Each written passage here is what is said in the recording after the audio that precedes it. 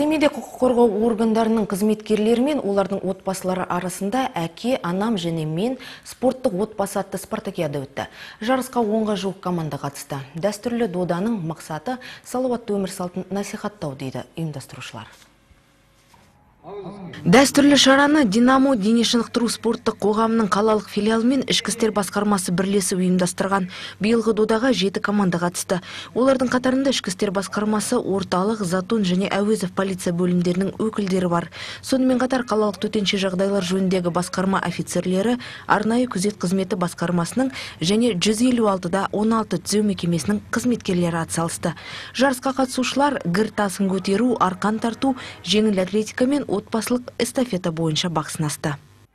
Легкоатлетическая эстафета 4 по 100 среди женщин. Жеңіл атлетикалық эстафетада әйелдер мен ер адамдар 100 метрден 4 рет жүгіреді. Ал балалар 60 метрден 4 рет бақ сынасады. Әкем, анам және мен жарысында әкелер мөлшекпен 50 метр қашықтыққа жүгірсе, балалар секіргішпен, ал аналары баскетбол добын алып жүгіреді. Қатысушылардың басым көпшілігінің спорттық сайыстарға қатысудағы тәжірибесі мол. Затон полиция бөлімінің өкілі Майра Қуанова осы сынды жарыстарға жыл сайын қатысатындардың бірі. Әуесқой спортшының айтуынша, аталмыш додалар спортқа баулып қана қоймай, командалық рухты дамытады. Бұндай жарысқа біз жылда қатысамыз.